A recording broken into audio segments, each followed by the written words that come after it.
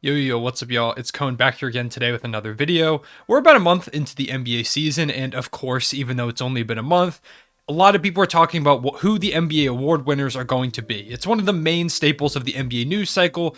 Every single week or so, there's like an MVP tracker put out by NBA.com. Oh, like even a month into the season when we have no idea which teams are actually good, actually bad, what players are sustainably scoring, stuff like that.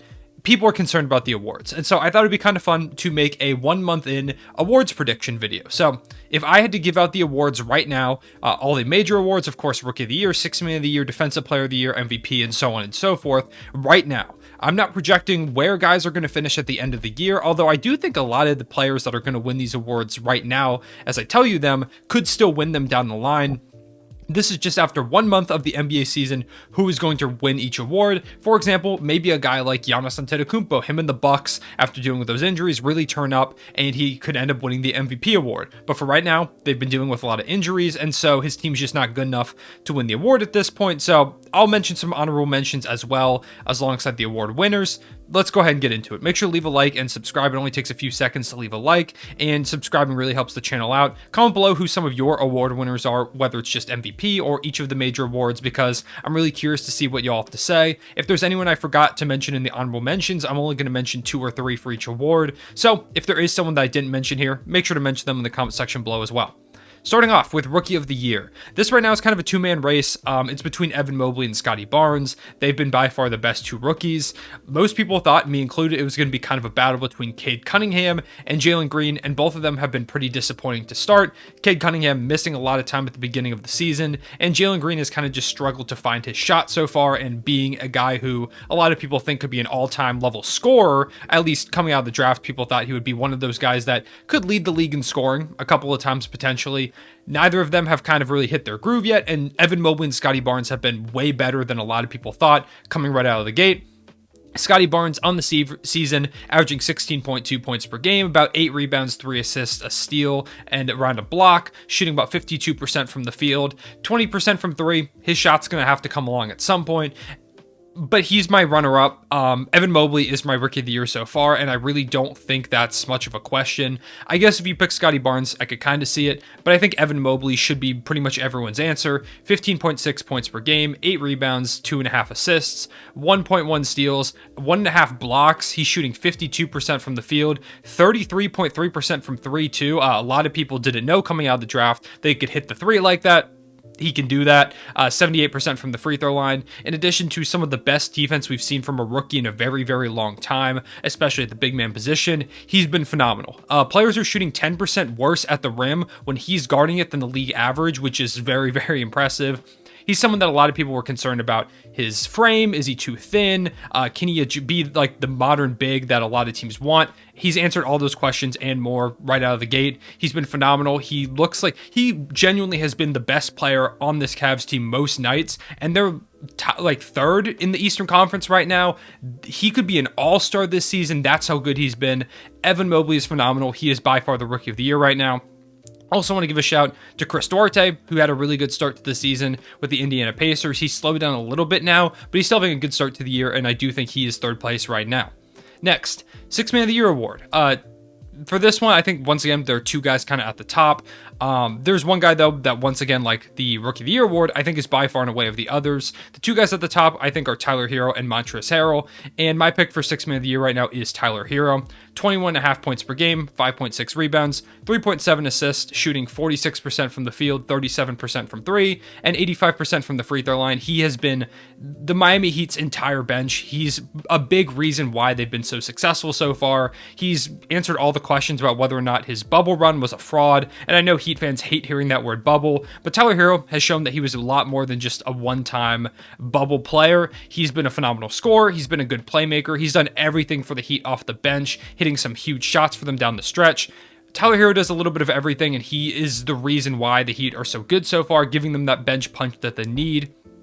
Second place, I have Montrezl Harrell. Like I mentioned, 18.3 points per game, 9 boards, 2.3 assists, shooting 64% from the field. He's been the Montrezl Harrell that we saw in Los Angeles, but now in Washington. He has been a lot of nights their best player. He continues to be that energy guy off the bench, play in short stints, dominate the game, go back to the bench, and, kind of rinse and repeat. He's dominating on the glass, like I mentioned, 9 rebounds, back up towards his scoring average from his Clippers days after a rough season in Los Angeles. Montrezl Harrell has been the engine for this Wizards team that is first in the Eastern Conference right now, tied with the Nets. And third, I put Carmelo Anthony, 16 points per game, 4 rebounds, 1 assist, shooting about 47% from the field and from 3. Melo has been phenomenal.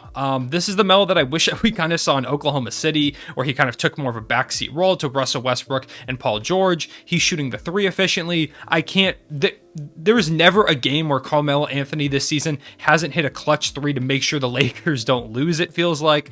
At the end of the game, he's always the guy shooting those big-time shots, and he's been phenomenal doing so. He's really accepted his role, and the way he's been playing off the bench, I wouldn't be surprised if he even got moved into the starting lineup at the power forward position if they're ever going to commit to Anthony Davis at the center position. I think Melo could fit well there at the 4 in the starting lineup, so maybe that ends up taking away his chance to win this award by the end of the year if he does start starting, but so far, he's been a bench killer. Next, Executive of the Year, given to the best executive for an NBA team. My pick, and this was my preseason pick, and I don't expect it to really change. It was Arturas Karnisovas, the Bulls general manager, if you did not know. He made all the moves to make this Bulls team what it is, bringing in Lonzo Ball, DeMar DeRozan, one of the best offseason moves of this past offseason. Tony Bradley has been a good backup big. Javonte Green has played some great minutes as well. This Bulls team has the Alex Caruso signing as well. He's done a little bit of everything. He made a really, really good team. They are dealing with some injuries right now. They're missing Nikola Vucevic to COVID. Patrick Williams is out for an extended period of time, perhaps the whole season. So they've been missing some guys, yet they've still been continuing to win games. A lot of that is due to the acquisitions that he brought in over the course of this offseason, and I don't see it changing. I think he's going to win that award.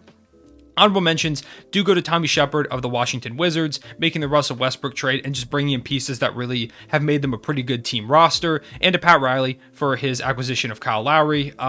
Tyler Hero has been great off the bench, and he's going to be joined by Victor Oladipo. It was a trade that they made last offseason, but bringing him in still, helping out this team. PJ Tucker, another addition. They've just done a good job of making a team that really fits around their stars, and Bam Adebayo and Jimmy Butler. For most improved player, I think there's one favorite, but there are a couple of guys. This is an award where I could see multiple people winning it. My favorite is Ja Morant. He is my pick right now. Career high in points, rebounds, assists, field goal percentage, 3-point percentage. He went from a borderline all-star type player to an all-NBA caliber guy in just one season. He has been killing the game. Like I said, career highs in basically every single stat. He's made that huge leap to superstardom. Not superstardom, but made that huge leap to stardom. He is a nationally recognized face. He has this Grizzlies team playing better than maybe they should be. Their defense isn't very good.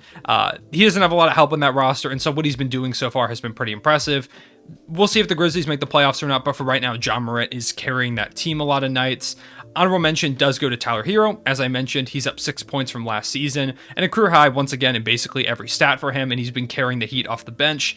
Miles Bridges as well. He's up almost 9 points per game from last season. He's someone I think I would have him maybe second place right now. Of course, he is getting a lot more opportunities, which is kind of part of the reason why he's had so much growth, but at the same time, he's taking advantage of those opportunities. He's converting buckets, and he continues to put up really good numbers on a nightly basis, so he does deserve some consideration. And finally, Jordan Poole, he's up 5 points per game. The problem is he's been a little less efficient, so if he finds those efficiency issues out, I think he can go even higher in this race, but for right now, I'd probably have him around 4th. Next, Coach of the Year. Right now, I think I have Wes Unseld Jr. is the one that I want to go with for Coach of the Year. He is the coach of the Wizards, if you did not know. He's been great. I mentioned this in my video when I talked about the Wizards and the Cavaliers, the last video on my channel before this, if you do want to go look at that. But he's kind of done a great job of making sure a roster with a lot of new pieces, Spencer Dinwiddie, You've got Montrezl Harrell, you've got Kentavious Caldwell-Pope, Kyle Kuzma. You've got a lot of guys figuring out their roles and a very different roster from last season. You've got a new head coach coming into this situation, and he's made sure that everyone has their roles figured out. Even with Bradley Beal struggling to start the season, they're playing great team basketball. Everyone knows what their role is. Everyone knows what they have to do to win games on any given night. And this Wizards team has just done a great job of making things happen, even when Beal is struggling, which is not something we saw a lot last season. Typically, if Russ or Beal wasn't dominating, that team was going to lose games. They've got a lot of depth, and Wes Unseld Jr. has everyone playing a role that fits to their strengths, something that Scott Brooks didn't do a good job of last season, and they're first in the Eastern Conference right now. So I don't think I could pick anyone but Wes Unseld Jr. Honorable mentions go to Tyronn Lue. The Clippers right now are playing phenomenal team basketball. One sign I think of a great coach sometimes is the way that your role players are playing. Nick Batum is playing some great basketball. Reggie Jackson's playing very well. Zubac has had his nights. They're missing Kawhi Leonard. They've been missing Marcus Morris. They're missing some pretty big pieces to this team. Paul George, of course, has played like an MVP candidate, and we will get to him a little bit later. But Tyronn Lue has done a great job once again, making sure everyone knows their roles and taking a team that is missing some critical pieces and turning them into one of the best teams in the West so far through the start of the season. Next, and finally, JB Bickerstaff of the Cleveland Cavaliers, another team that is kind of shocking people alongside the Wizards out there in the Eastern Conference. They're around the 3 seed in the East, a team that I really did not foresee making the playoffs. Evan Mobley and Jared Allen have been put in great positions to succeed next to each other in that front court. Playing Lauri Markkanen at the 3 has kind of just worked for them so far, which is kind of weird. Isaac Okoro has played up some couple big minutes. Darius Garland is doing a great job. He's kind of just got everyone on the same page. Ricky Rubio is doing a great job as well. This roster is kind of just clicking, and I do think JB Bickerstaff is putting them all in a position to succeed, and so he deserves a lot of credit for the way the Cavs are playing so far. 2 awards left. We've got Defensive Player of the Year first, and then MVP. For Defensive Player of the Year, this one's kind of tough because I think there are 3 names right now that are at the top for me. But I think there's one that's kind of ahead. He's the best defensive player on the best defensive team, which is a lot of times the guy that Defensive Player of the Year does go to. And this guy's Draymond Green. Draymond Green, I feel like, is someone who continues to get underrated by people when they evaluate great defensive players in this league. He's super impactful. I guess I can give you his defensive stats, 1.2 steals and 1 block, but those really aren't even indicative of how important he is for this team. He guards every position. He can guard basically any player on the court. When he isn't on the court, this Warriors team looks lost at times defensively. Like, for example, there was a game the other night where Draymond Green went out for the game, and the Warriors just looked like they couldn't really figure things out defensively. He is their general defensively. They've got some good defensive pieces in like an Andrew Wiggins, of course, Draymond Green himself. Steph Curry has been playing pretty solid defense this season as well, amongst other guys. Otto Porter, but he kind of makes sure everyone's in the right spot where they need to be. He points things out to guys that guys wouldn't see otherwise. Draymond Green is just such a good defensive leader on the court, and I think he's 100% at this point deserving of the Defensive Player of the Year award. Next, for my honorable mentions, I have Bam Adebayo and Rudy Gobert. 2 shot blocking, rim protecting centers. Bam Adebayo is a little bit better at guarding the perimeter, and Rudy Gobert is better at guarding in the paint. They're pretty similar in terms of their defense, or Rudy Gobert is a better defender. He has more defensive impact, but Bam Adebayo has been the defensive anchor for the Heat, who have been one of the better defenses in the league. And so I think Bam and Rudy Gobert are right there behind Draymond Green. But of course, because the Warriors are the best defensive team, I will give it to Draymond Green for right now. Finally, the MVP award. There are like 4 guys, I think, right now that are at the top. I'm going to start with the guy that I think is most on the outside, and that is Paul George. As I mentioned, I was going to bring him up here. Averaging 26.5 points per game, 8 rebounds, 5 assists. He's having a great season. He is the reason why the Clippers are where they are, in addition to some play of the role players. But Paul George is just elevating everyone around him. He's made so many big shots. He's really shut people up that thought he was kind of washed or that he just wasn't that great of a player. Paul George has been one of the 4 best players in the league so far this season. He continues to dominate, and the way that he's been playing, he's got the Clippers firmly in the playoff picture in a season where they're going to be without Kawhi Leonard for maybe the entire season, or at least up until the playoffs. So it's Paul George's responsibility to make sure they get a good seed going into the playoffs. So if Kawhi does come back, they can try and make that run, and he has done a phenomenal job of carrying this team every night. I think the 3 guys up at the top for the MVP award are Steph Curry, Kevin Durant, and Nikola Jokic. I think My pick for the MVP award is Steph Curry at this point. 28 points per game, 6.2 rebounds, right around 7 assists, almost 2 steals a game, shooting 44.2% from the field, 38.7% from 3, and 95% from the free throw line. His shooting splits are a bit down, but he continues to raise that scoring average, raise those shooting splits almost every single night. Other than last night. The game last night, not a good game for Steph Curry, but the Warriors right now have the best record in the NBA. They're on top of the Western Conference, of course, and they're just playing great basketball. He's been playing better defense, like I mentioned. He's been really solid on that end, and Steph Curry is just kind of right now one of the best players in the NBA. I would say top 3 at worst, if you want to put him there.